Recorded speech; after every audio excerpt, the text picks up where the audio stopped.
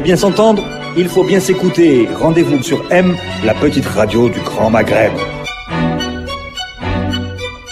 Amis auditeurs de Radio M, bonjour. Nous sommes contents de vous recevoir dans cette nouvelle émission, le Café des experts économiques, avec le professeur Mourad Goumeri. Bonjour. L'expert Farhat Ali. Bonjour. Bonjour. Très heureux de vous recevoir dans ce nouveau numéro avec une actualité toujours aussi bouillonnante dans cet été, qui lui par contre est tempéré. Il ne fait pas si chaud que ça, on s'en réjouit.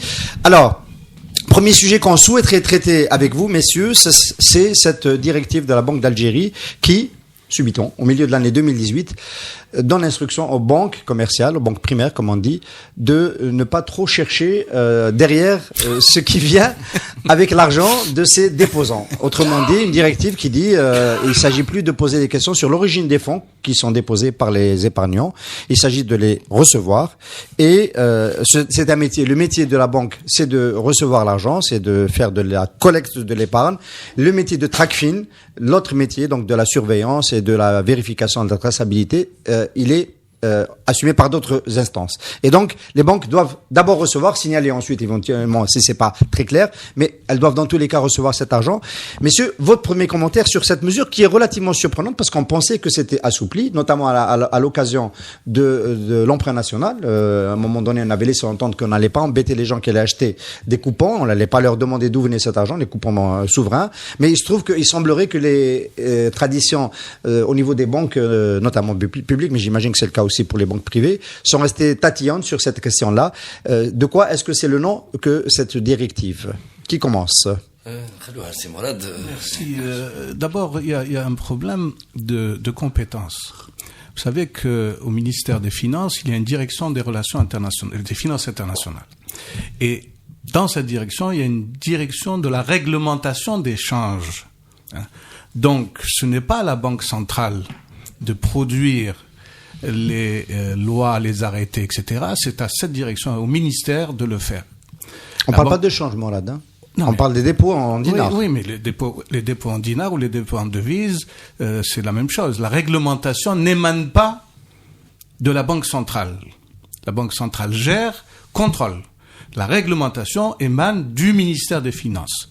De manière par décret ou par décret exécutif ou par arrêté et même par avis. Donc là déjà il y a une confusion et il me souvient, puisque j'ai eu l'honneur de travailler sur le dossier d'ouverture des comptes devises à l'époque. Donc c'était une révolution, l'article 425, 426 du Code pénal. Vous savez que lorsque on vous prend avec 100 francs, vous risquez 10 fois la valeur, plus, etc., etc. Et donc, beaucoup de cadres, notamment algériens, qui, au retour de mission, au retour de formation, ont des devises, ne savent pas quoi en faire. S'ils les rentrent en tant que devises, on leur prend. S'ils ne les rentrent pas, ils sont obligés de les transformer en marchandises. Ou bien, et c'est là l'élément qui a fait on est parti vers les comptes devises, qu'est-ce que faisaient les gens, les cadres? Ils ouvraient des comptes non résidents en France, dans des banques françaises. Des comptes non résidents. Personnellement, j'ai vécu en France, j'ai fait mes études de doctorat, j'ai ouvert un compte résident, et donc j'ai logé tous les la bourse, etc. que j'avais. La directive de la Banque d'Algérie, selon toute vraisemblance, elle concerne des montants bien plus important que ce qui peut rester chez un cadre algérien qui revient d'une mission à l'étranger. Et elle essaie de rendre l'acte d'aller déposer son argent à la banque tout à fait sans entrave. C'est plutôt de cela. Il y a eu des excès, des abus de la part des banques primaires et un abus aussi de crainte. Parce qu'on a créé un climat de suspicion sur les fonds d'un informel qui sont effectivement suspects. Et maintenant, nous sommes arrivés même à la conclusion que même certains fonds formels sont suspects. Même déposés en banque, ils peuvent servir à des opérations suspectes. Donc, les banques, la position d'excès où ils exigeaient l'origine des fonds à partir de montants, même, je dirais, modiques, 200-300 000 dinars, aux déposants. Ça n'a jamais été le fait d'un règlement de la Banque d'Algérie. Il n'a jamais été question au niveau de la Banque d'Algérie d'exiger des banques de refouler le client dont les fonds paraissent suspects à l'agent. Il était question, comme le prévoit la réglementation et comme le prévoit la norme universelle en la matière, de prendre le dépôt en charge, même quel que soit ce montant, et l'origine du fonds. Maintenant, il y a un déposant. Le déposant, il a une pièce d'identité, il est repéré. Maintenant, ce qu'on appelle TRACFIN en France, ou la cellule du renseignement financier, les banques avaient, par contre, l'obligation de signaler, d'émettre une déclaration de suspicion ou de soupçon.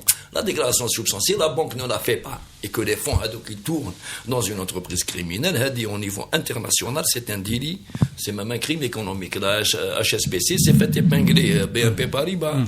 Donc, en Algérie, voilà, ils se sont fait épingler sur des transactions de narcotrafiquants. Mais en Algérie, comme c'est de la monnaie locale, la logique aurait voulu que la cellule de renseignement financier, elle soit alimentée régulièrement en renseignement, ou les banques y qablou draham.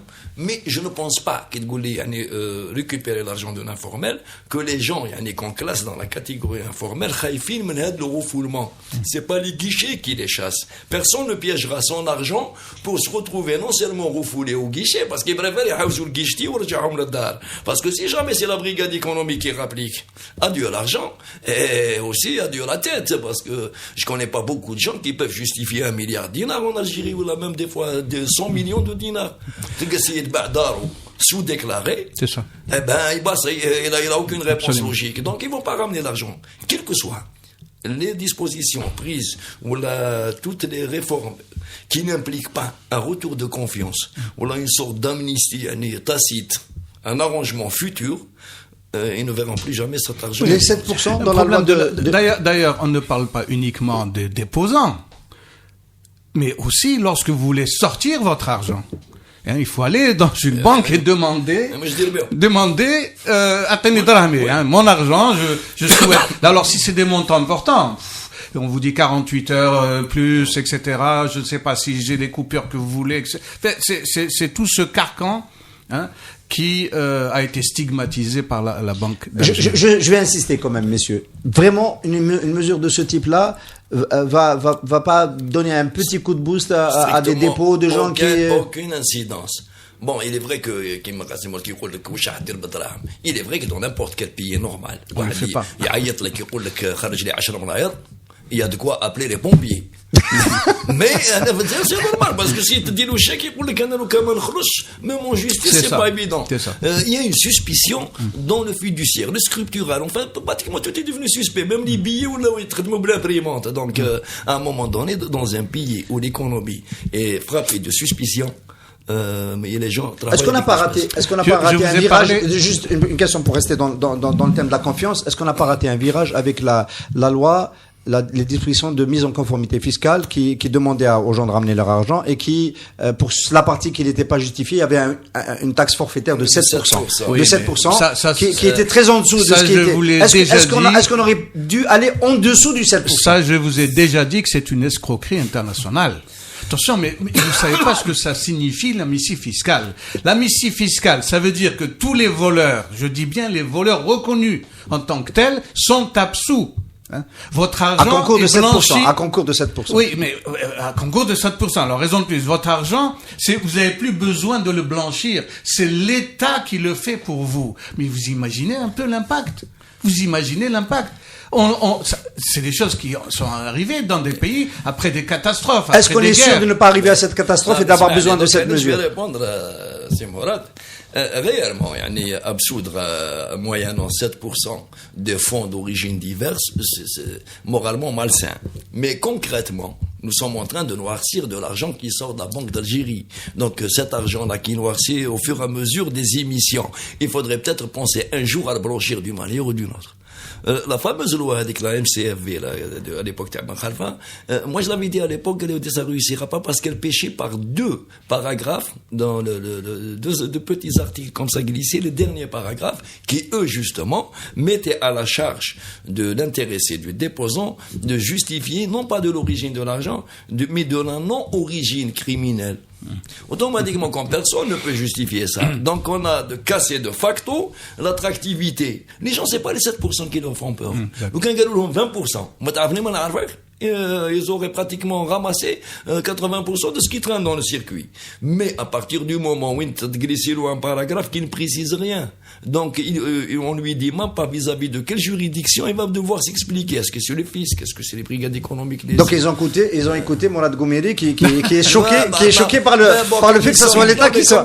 Il a dû participer à la législation de ce texte. C'est lui qui a ajouté l'article. C'est les successeurs qui ont posé la même chose.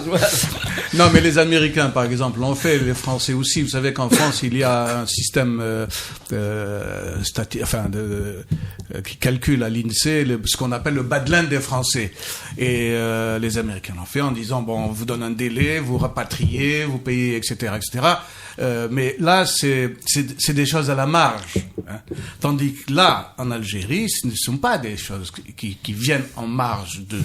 Hein. Il s'agit de toutes les commissions perçues par des gens connus et reconnus, qui ont pignon sur rue, qui sont installés à Genève, qui sont installés en Espagne. Ils évitent la France parce qu'il y a des accords entre les deux pays, etc.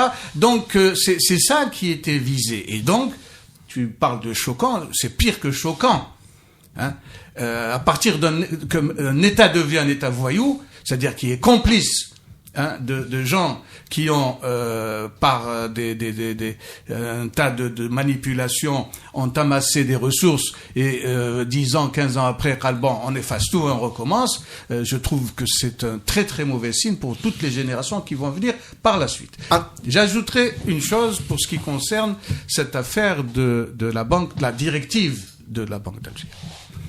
En disant aux banques, ne soyez pas regardant, tatillon, etc. Vous pensez qu'un simple discours ou une déclaration du gouverneur va changer quelque chose? Si on veut arriver à un résultat, qu'on change la réglementation, les banquiers ne font qu'appliquer, le guichetier ne fait qu'appliquer. Qu'est-ce qu'il faut changer dans la réglementation? Toutes ces questions, toutes ces la directive, ça fait partie de la réglementation. Mais la nouvelle directive. Il n'y a pas de directive à la Banque centrale. La Banque centrale. Attendez, il y a des directives. La Banque centrale pour des règlements. Les lettres de crédit. Non. Quand elle dit vous ne domiciliez plus c'est une réglementation de la Banque d'Algérie. Et elle a des avis. Oui. Voilà. Et elle a des avis et des règlements. Et je vous ai dit, il y a la partie législative pure qui ne dépendent pas de la Banque centrale, qui dépend du ministère. C'est le ministère des Finances qui régit dans ces directions un certain nombre d'éléments. La Banque centrale a des avis. Elle donne des avis numéro 1, numéro 2, etc., qui lui permet d'agir sur la banque. La Banque centrale n'est pas propriétaire des banques. On a stoppé l'importation du ciment la Banque centrale avec des règlements de la Banque d'Algérie. La Banque centrale n'est pas propriétaire des banques publiques ou privées. Elle donne un agrément. Elle a 3 agréments pour le commerce intérieur, pour le commerce extérieur et pour le ramassage des dépôts, etc., puisque la banque... Alors, c'est pas pour contredire ce qui est en train de se dire, mais j'ai entendu M. Klim, président directeur général de la BDL, annoncer dans la continuité du règlement de la Banque d'Algérie qu'il avait réuni tous les présidents, directeurs de succursales, directeurs d'agences, etc., pour traduire dans les faits cette instruction. Voilà, pour dire que dorénavant, n'embêtez pas les déposants, recevez l'argent. Au niveau de certaines banques, elle est traduite dans les faits. Il n'a jamais été question de refouler quelqu'un au guichet. Ça arrive. Non. Oui, mais ça arrive régulièrement. Ça arrive. Pourquoi ça arrive? Parce que les gens, ils sont pris de panique. Ils disent que moi, je reçois l'argent, je le dépose sur le compte, je le verse, le reçu de versement, mais après, ce n'est pas à moi, en tant que guichetier, de faire la déclaration de soupçon, mais dis-le à un autre niveau, au niveau des supérieurs, ou là, du fondé de pouvoir de l'agence, donc, en général, en Algérie, ça remonte toujours le dernier papier, sur le double 6, ça peut retomber sur le guichetier. Oui, bien sûr. Mais c'est le dernier à avoir vu cet argent. Où est Pablo? Ou le Khourani dit que j'ai des fonds que j'ai transférés ou donc les gens ne veulent pas trop, surtout les chefs d'agence. Avec les chefs d'agence, c'est la partie vulnérable. Mine de rien, même pour les crédits. Et le fonds de pouvoir. Les décisions, ils sont prises ailleurs. Voilà. Eh ben, quand on a une tête, de futurs locataires de pénitencier, autant limiter les dégâts. Alors, tout de suite, quand même, s'il y a ce règlement, on va finir avec ce sujet. budget. Est-ce que c'est pas parce que on est en train de repasser dans un cycle de rareté de la liquidité dans le circuit bancaire parce qu'on a trop tiré sur la planche à billets et qu'on veut passer à la fin du cycle de 2018, on veut revenir à un cycle plus vertueux où c'est l'épargne qu'on va aller chercher. Non, il y a une chose, il ne faut pas qu'on s'égare. La planche à billets, elle a été mise en branle pour financer des déficits du Trésor, pas pour financer la sphère économique réelle. L'argent qui existe dans l'informel, si on le ramène par des facilités de ce genre, il ne va pas aller alimenter le Trésor. Ce n'est pas une fiscalité, t'es amoilé. Donc, l'histoire de la planche à billets, tant qu'il y a des trous dans le budget, elle fonctionnera. Quand on a des trous dans le budget, où on fait des emprunts sur la société, ce qui est quasiment impossible, la preuve, le petit emprunt, où on fait des emprunts extérieurs, je ne connais aucun malade qui va nous prêter 20-30 milliards de dollars pour les dépenser en futilité, voilà, en budget de fonctionnement. Donc, je prête l'emprunt par émission de chèque sans provision, en l'occurrence l'imprimante. Madame qui a le trou, mais t'as l'imprimante. Bien. Alors pourquoi ce moment-là, pourquoi M. Mohamed Loukel nous gratifie de cette directive ou de ce règlement aujourd'hui? Écoutez, il faut aller M. Mohamed Loukel, gouverneur de la Banque d'Algérie. Il faut aller au guichet et voir le comportement des gens. Vous savez que par exemple pour les visas, vous devez justifier d'un certain nombre d'euros en votre possession. Donc qu'est-ce que font les gens? Ils vont à la banque, ils déposent 1000 ou je ne sais pas euros, pour ensuite les récupérer 2 jours, 3 jours après, de manière à ce qu'ils aient un certificat qu'ils vont donner aux douaniers en sortant. Mais cette opération, lorsque vous allez, vous savez ce qu'on vous dit au guichet? On vous dit, vous allez m'écrire par coupure tous les numéros des billets que vous avez, parce qu'il y en a des faux. Il y a des faux billets qui circulent, vous savez très bien. Donc, imaginez que vous arriviez, vous, avec 1000 euros, quelle que soit la coupure. Et on vous donne cette espèce de papier, vous allez écrire, j'ai tant de billets de 50, tant de billets de 100, tant de billets de 200, et je vais devoir écrire le numéro de série de chacun de ces billets. Vous croyez que c'est une pratique qui encourage les gens à venir mettre leur argent dans les comptes devises? Mais c'est pas sérieux. Donc, et alors pourquoi ils font ça? Vous allez me dire que c'est le guichetier qui a... C'est pas vrai. C'est qu'il y a une réglementation qui les oblige. Donc, si vous voulez que les choses aillent mieux de ce côté-là, il faut changer la réglementation. Il faut pas taper sur les fonctionnaires, sur le guichetier. Mais en parlant de réglementation, en fait, même la BEF, elle légifère. La BEF, c'est une association. C'est une association. Elle légifère. C'est pas des règlements, mais certaines directives. Viennent de la BEF. La dernière fois, qui a bloqué cette affaire pour le mois de juillet 2017, c'est pas une note de la BEF? Laquelle, celle-là? Enfin, quand, à l'époque de Tebboune, quand on avait décidé de bloquer une liste de produits, c'est le port qui a bloqué leur domiciliation. C'est une note de la BEF, signée par le délégué général Belaïd. Absolument. Association des banques et des établissements financiers. Une association. Déjà, le statut il est bizarre, parce qu'on oblige toutes les banques à adhérer, c'est par le règlement de la Banque d'Algérie. Et avec une cotisation très lourde. Très lourde, oui. Alors, messieurs, là, on peut expliquer aussi cette directive peut-être au règlement de la Banque d'Algérie dans le contexte aujourd'hui où peut-être on veut moderniser les flux de capitaux, etc. Notamment pour avoir une idée sur l'évasion fiscale, une idée plus précise sur l'évasion fiscale, puisque c'est en train de devenir un sujet important, l'évasion fiscale. On ne sait pas qu'est-ce qui alimente l'évasion fiscale. Par contre, quand on prend cette affaire de l'autre bout, blanchiment d'argent, cocaine gate, l'affaire Cheikh Kamal, les enquêtes qui se sont élargies à des secteurs de l'économie formelle, et puis de proche en proche, aujourd'hui on parle, en tout cas le journal Liberté parle d'une enquête judiciaire qui concernerait le président du Forum des chefs d'entreprise et quelques-uns des vice-présidents de ce forum, concernant les transferts massifs d'argent vers l'étranger.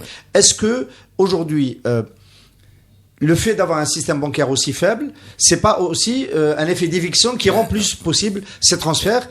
Sérieusement, en parlant de ces fameux transferts qu'on vient de découvrir comme étant une sorte d'orage dans un ciel d'été. Quand il s'agit de millions d'euros, de dizaines de millions d'euros. On a parlé de 60 millions pour une année. 60 millions déjà. C'est pas beaucoup. Il y a un établement. 60 millions, pour c'est ce qui a été appréhendé en tant que suspicion par les douanes, mais en tant que suspicion de surfacturation. Et souvent, dans les suspicions de surfacturation, c'est pas exactement les vrais coupables qui sont piégés. Des fois, il y a 10% de supposée surfacturation à aller pourchasser par des PB, et du simple au quadruple, parce que là, c'est vraiment suspect comme procédure. La dit à contrôle a posteriori. On contrôle a priori. On peut juste, par besoin de pédagogie, juste pour nos amis auditeurs, expliquer un petit peu, parce qu'on peut ne pas être nécessairement initié aux vicissitudes de ce trafic. La surfacturation, ce sont les importateurs algériens qui surfacturent leur importation, parce que souvent ils sont en deux mèches avec celui qui leur vend de l'étranger. Pour quelques-uns, c'est même des entreprises qui leur appartiennent, qui leur vendent. Ils vont surfacturer pour recevoir plus de devises. Je vais expliquer juste le mécanisme. Pour recevoir plus de devises de la Banque d'Algérie au taux officiel, et donc cet excédent de devises, ils vont pouvoir éventuellement le changer sur le marché secondaire, le marché parallèle, parce que le gap entre le taux officiel et le marché parallèle est tellement important que de surfacturer, c'est plus intéressant que de récupérer cet argent en devises. Ils sont surtout de mèche avec ceux qui font des législations et des réglementations tordues. Parce que l'explication, c'est bien celle-là, c'est bien celle que j'ai donnée. Bien. Ouais, c'est celle-là. Enfin, elle n'est pas complète. Il y a aussi la sous-facturation d'exportation. Voilà. Vous avez entendu quand on compare les exportations qui passent par les 2 milliards et les importations qui sont de l'ordre de 40 milliards. Vous avez entendu parler des conteneurs qui reviennent avec des cailloux à l'intérieur, etc., etc. Vous avez entendu parler de cela. On les découvre plusieurs mois après. Le registre de commerce, bien entendu, c'est pris par un ancien moudjahid d'un endroit, quelqu'un qui ne sait absolument rien, etc. Bon. En fait, lorsque j'étais encore ministère des Finances, chaque fois qu'on prenait une mesure, que ce soit au niveau fiscal, au niveau domanial ou au niveau douanier, je posais la même question à ceux qui étaient responsables. Je leur disais, mais comment on fait ailleurs? Pourquoi il n'y a pas de surfacturation dans les autres pays? Fermez-les. Pourquoi? Tu te rappelles de l'affaire de la valeur en douane? La douane a décidé... Valeur administrée. Valeur administrée. Mais je disais, c'était, je crois, chez le Barès. Mais est-ce que ça existe dans un pays?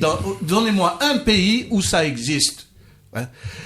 Nous avons une législation qui combat cela. C'est le droit de préemption.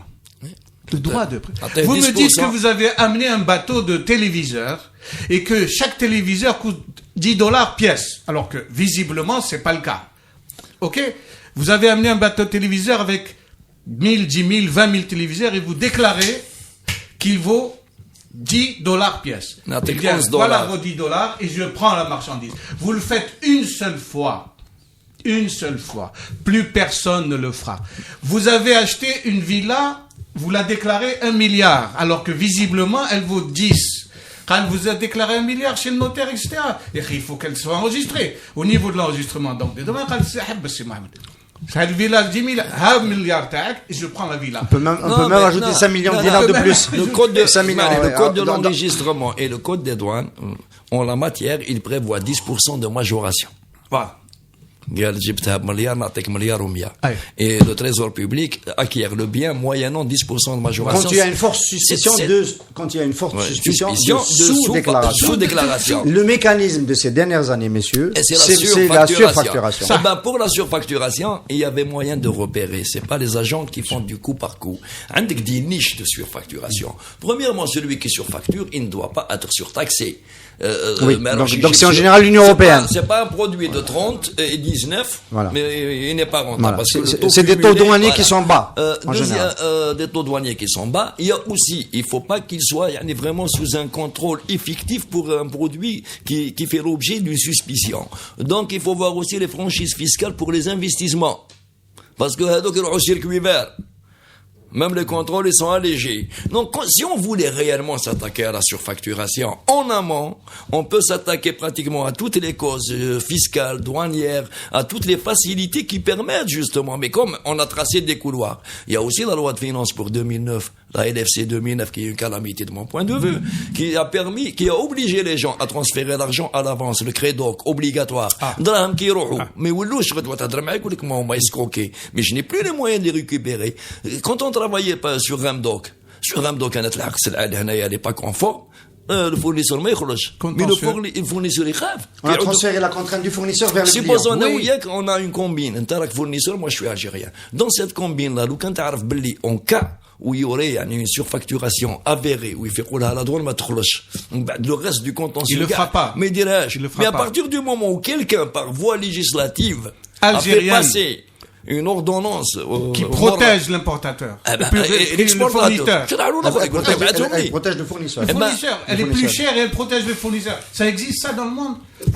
Et vous dites tout le reste, il est interdit. Vous êtes obligé d'utiliser cette procédure qui, quand on l'analyse, elle est plus chère et elle protège qui? Le fournisseur. C'est extraordinaire. Quand on additionne quelques textes suspects, on trouve la combine. Enfin, si, on est obligé de dire le Premier ministre qui a fait ça, c'est quiconque légifère par ordonnance trouve le moyen de légiférer dans l'exception, dans l'urgence, aux réglementations et au-delà de la hiérarchie des lois et des textes, et en plus avec des textes qu'on n'arrive pas à expliquer logiquement, ni économiquement, ni je sais pas moralement. Ça veut dire, je remonte par tous les affluents possibles et imaginables. Quand je ne comprends pas les tenants et aboutissants, ça veut dire que c'est suspect. Mais même pas une année ou 2 années plus tard, ce n'est plus une suspicion. Quand les mines elles commencent à exploser, ils sont en train de surfacturer par pratiquement à l'échelle industrielle. Le jour où il a émis cette législation,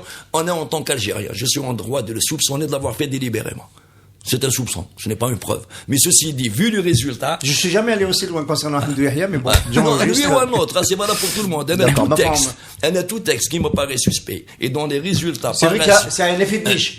Il a créé un effet de niche. Mais maintenant, la niche, elle existe. Mais on va alléger quand même le fardeau. C'est mon rôle aujourd'hui, je suis journaliste, c'est pas intervenant. On va alléger un peu le fardeau. Il y a quand même le gap qu'il y a entre le dinar et le dinar officiel et le dinar du marché parallèle, qui en fait alimente aussi cette pratique de la surfacturation. Beaucoup. Le gap aussi, il faut d'une autre réglementation pirate. Qui fait je mettre avec un gap là, à partir du moment où 99% des Algériens ils ont le droit à 100 euros au taux officiel, ou avec 1% ils ont le droit à 1 milliard d'euros au taux officiel. هذاك اللي عطيته 1 milliard d'euros sur des combines douteuses هو اللي راه يدور في السكوار. Mais non seulement tu lui as fourni les euros plus les clients. En l'occurrence, et les protections. Je trouve pas que c'est une réglementation qui mène tout droit à ce genre de combine. Et les protections. Et ensuite, on se demande, on dit que Monsieur X a un hôtel à Alicante, la Khoran-Doukda. Monsieur Y achète un appartement à Roissy, etc. Et sans que ça ne gêne personne. Si, aujourd'hui, ça semble gêner aussi une partie du système. Le marché de Sport Saïd. Mais enfin, qui ne le connaît pas? Vous savez qu'il est à quelques mètres de l'ex-banque centrale. Sur le même trottoir que le pôle économique. Donc, qui ne le connaît pas? Et on dit même que les policiers qui sont là-bas protègent les cambistes, entre guillemets. Vous savez, à l'époque, je posais le problème, on me disait, c'est pas grave, de toute façon, ça allège la Banque centrale. Mais enfin, ça allège la Banque centrale. Vous laissez un marché parallèle. Les Algériens, ils vont se faire plumer, avec des fois des faux billets. Vous arrivez en France avec un faux billet, etc. Et vous dites, ça allège quand on a posé le problème de l'allocation touristique. Vous vous souvenez ce qu'avait dit le gouverneur? Vous vous souvenez ce qu'il avait dit? Il a dit, mais ça va nous coûter des milliards, je ne sais pas si on devrait faire ça, mais personne n'a parlé de l'honneur des Algériens qui partent avec 100 euros équivalent en France ou à l'étranger. C'est terrible. C'est terrible. Alors, les Tunisiens qui sont moins riches que nous, ils ont 3 000 euros, les Marocains 2 500, ou avec 160 euros équivalent. Le vocable qu'il a utilisé, ça allège la Banque centrale. D'abord, en français ancien, alléger quelqu'un de sa bourse, c'est un petit peu le voler. Parce que les euros de Square, ils sont pas imprimés par le Jma'a de Square. Ils sortent justement de la Banque centrale. Mais elle a été allégée en catimini par une clique, au lieu d'être allégée, collectivement par les Algériens, chacun selon ses moyens et ses droits. On l'a fait alléger, justement, par la surfacturation et différentes combines, de manière à ce que, Fesquar, tous les Algériens soient forcés d'aller récupérer de l'argent, justement, qui sort des réserves de change. Le square n'est pas alimenté par le Saint-Esprit. il est alimenté par la Banque centrale, d'une manière ou d'une autre. Même les retraites, les gens, ils les sortent. Pourquoi ils les sortent? Ils donnent le score parce qu'ils ont un différentiel de 60%. Mais s'il n'y avait pas ce différentiel qui a été induit par cette réglementation, s'il dit qu'il y en a pour 15 dinars de différence ou l'ambulance la poste, il toucherait sa retraite comme n'importe qui. En dinars directement. Oui, dignement. Mais lui, il va pas perdre 60 dinars sur 1 euro. Il n'est pas idiot. Mais qui a poussé, justement, le gap? C'est les gens qui ont créé, mine de rien, à première vue, Jibel Karbi, c'est le fruit de plusieurs hasards qui se sont cumulés contre les Algériens. Il y a trop de hasards pour que ça soit un hasard. Alors, ce système-là qu'on vient de rapidement quand même décrypter, est-ce qu'il suffit pour organiser des transferts aussi importants qui puissent permettre d'acheter par exemple un bel hôtel à Barcelone, peut-être le plus beau d'ailleurs, à Barcelone, pas loin de la place. À ce prix-là. À Catalunya, on parle de plus de 50 millions d'euros. 68 millions d'euros à l'époque. 68 millions d'euros à l'époque. L'hôtel appartiendrait à M. Ali Haddad, président du FCE, et justifierait ce que Liberté a présenté comme une enquête judiciaire pour essayer d'identifier comment ce mécanisme a pu fonctionner. Ma question, oui. Est-ce que les fonds qui permettent de faire des acquisitions pour des hommes d'affaires algériens qui n'ont pas d'actifs à l'étranger, donc qui ne génèrent pas de devises, est-ce que c'est juste ce différentiel généré par la surfacturation, ou est-ce qu'il y a de l'évasion fiscale un peu plus classique, c'est-à-dire on fait beaucoup de résultats et on annonce beaucoup moins, et à ce moment-là c'est une sous-déclaration d'une autre nature? Vous savez, je vais raconter une histoire aussi à l'époque de Hadji Pour répondre à ma question, Mourad. Oui, mais à côté. À un moment donné, on nous avait dit, le gouverneur de la Banque d'Algérie, je préfère ne pas citer son nom, nous racontait au ministre qu'il y avait la fameuse coupure de 500 dinars qu'on a retirée, se balader en Suisse, en Espagne et en Arabie Saoudite. Donc le ministre était choqué, il a dit il fait un petit cabinet dont j'étais présent et il disait mais enfin, je lui dis mais c'est tout à fait normal. Sur l'UBS, le bulletin de l'Union des banques suisses, le dinar est coté. Ah bon? Oui, le dinar est coté. Bien entendu, il y a une décote extrêmement importante, mais elle est cotée. La même chose en Espagne, je crois que c'est à Alicante, il y avait des bureaux de change spéciaux algériens. Quant à l'Arabie Saoudite, c'est le flux des Hajjaj et de l'Amra, chacun prend avec lui, etc. Mais cet argent, elle a un niveau de rotation extrêmement important, et notamment par voie diplomatique. Il revenait par voie diplomatique. Et le fait de retirer ce billet de 500 dinars n'allait absolument aucun effet sur ni le flux, ni sur le phénomène. On a retiré le billet de 500. Vous vous rappelez du retrait du billet? On a fermé l'Algérie pendant 3 jours. Hein? Et on a retiré ce billet de 500 dinars. Moi, je connais les résultats parce qu'on a été obligé de faire une commission nationale de recours.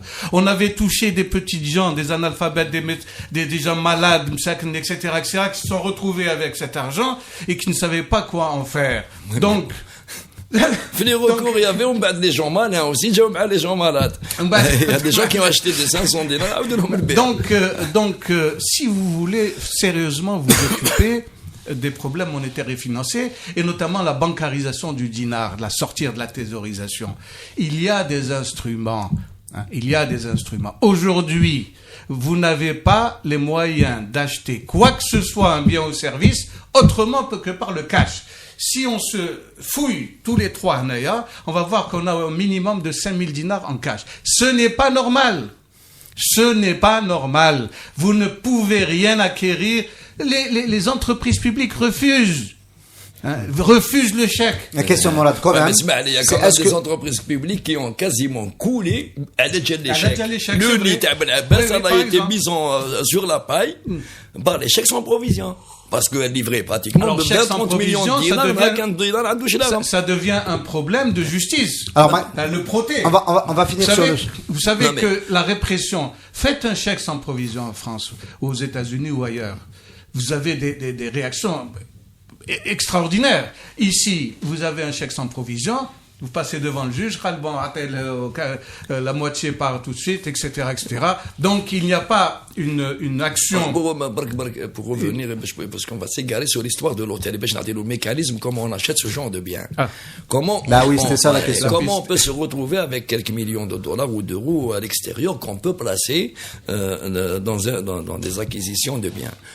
Il faut qu'on s'entende, et je vais le dire et j'assume ce que je dis. Il n'y a pas un seul opérateur algérien sur le commerce international qui n'a pas quelques dollars qu'il a glissé de côté d'une manière ou d'une autre dans une opération. Je dis, sinon il aurait coulé depuis longtemps. Donc, tout ce bon monde-là se ménage quand même une petite marge. Je dis bien une petite marge. Seulement la petite marge, il y a des goinfres qui en font une grande marge. L'appétit vient en mangeant. Quand on fait de la surfacturation, par exemple, dans le cas d'espèces, des cités, dans ce cas d'espèces, qu'importe ce monsieur? Il importe des intrants pour ses travaux. Le seul intrant que j'ai vu en flux tendu, en dehors du roi à béton, du ciment, c'est le goudron.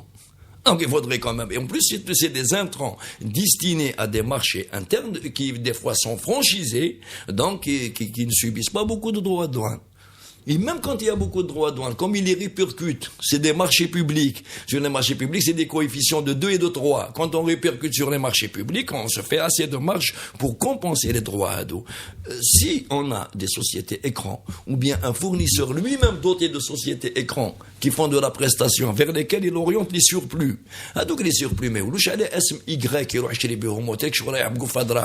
c'est des sociétés civiles immobilières, c'est des fiduciaires, c'est des poupées russes. Pour remonter toute la filière, même l'FBI, il dit 10 سنين. Mais même quand on sait que c'est lui, mais maintenant, pour matérialiser dans une enquête, ce n'est pas dire que c'est فلان يقصر قدام l'hôtel ou قدام قال لي تاعو.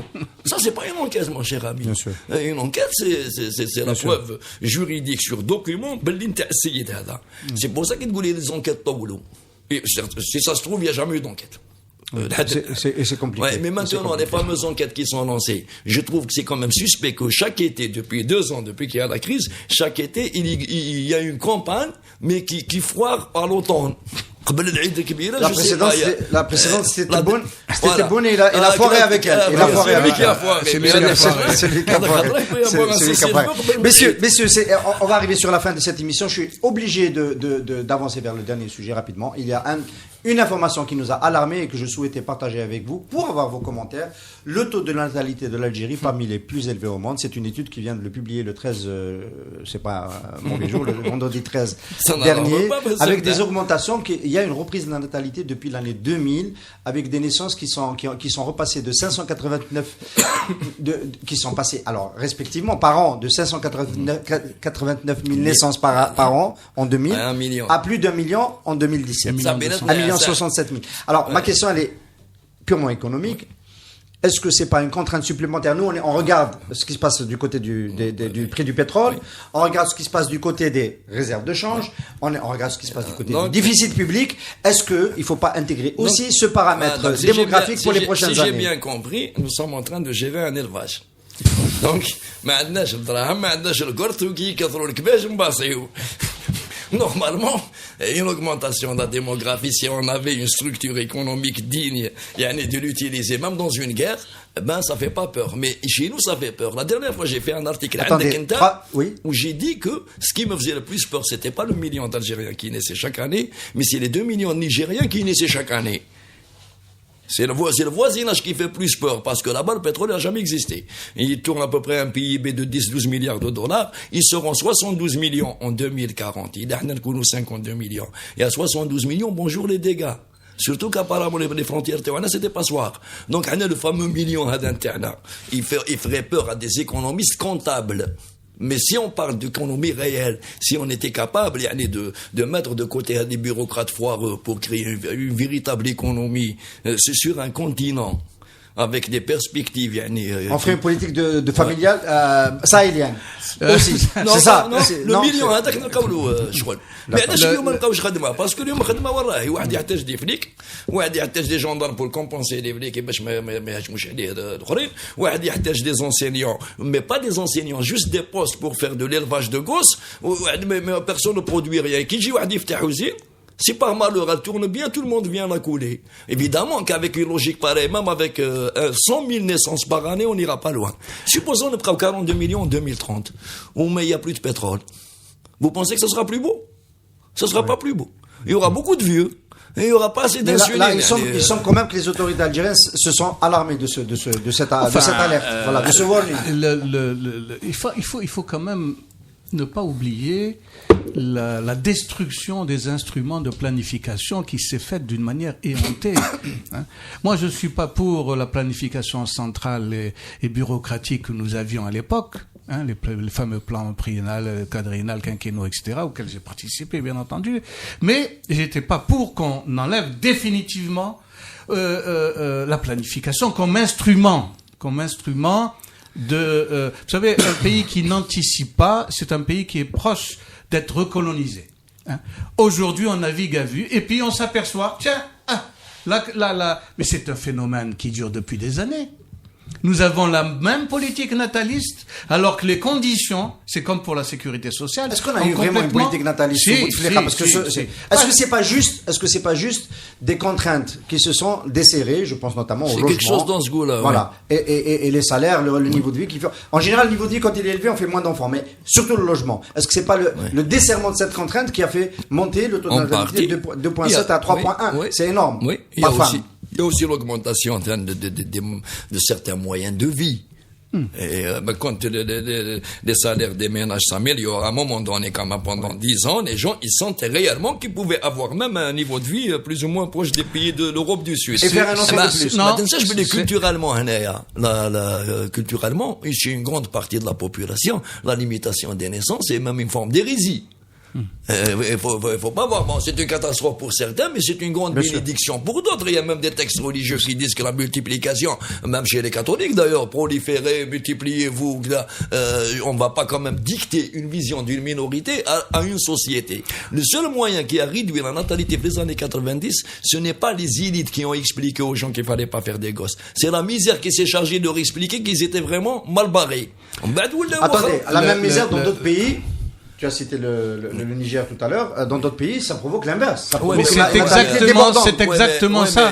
Vous savez que les familles algériennes, à l'époque, quand il y avait une très grosse mortalité, on faisait plus d'enfants parce qu'en disant j'en fais 10 parce qu'il y en a 2 qui vont vivre.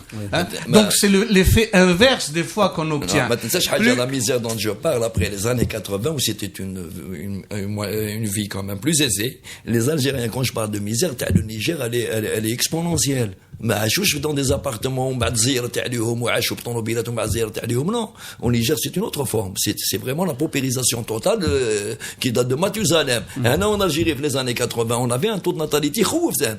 من بعد un moment la transition a commencé en 85. C'est accéléré en 85. Transition démographique. Mais dès qu'on les Algériens ont senti qu'ils n'avaient plus les moyens. Maintenant c'est une question de survie. Mais aussi il y a eu l'éducation des femmes. On dit la culture, l'éducation des femmes, la PMI, le suivi médical, c'est tous ces éléments-là qui conduisent à une réduction ou une stabilisation dans le cadre d'une politique de croissance de la démographie.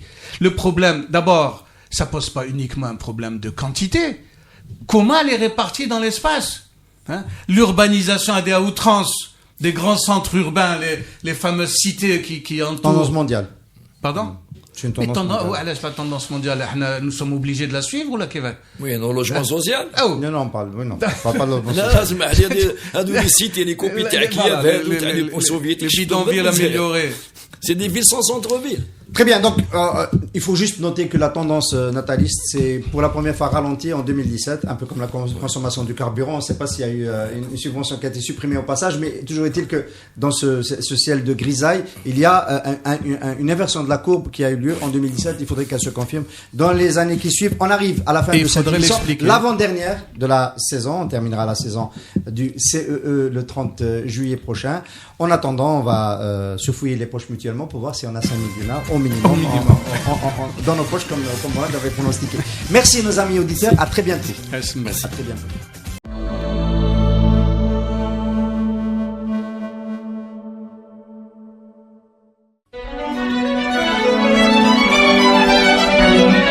Pour bien s'entendre, il faut bien s'écouter. Rendez-vous sur M, la petite radio du Grand Maghreb.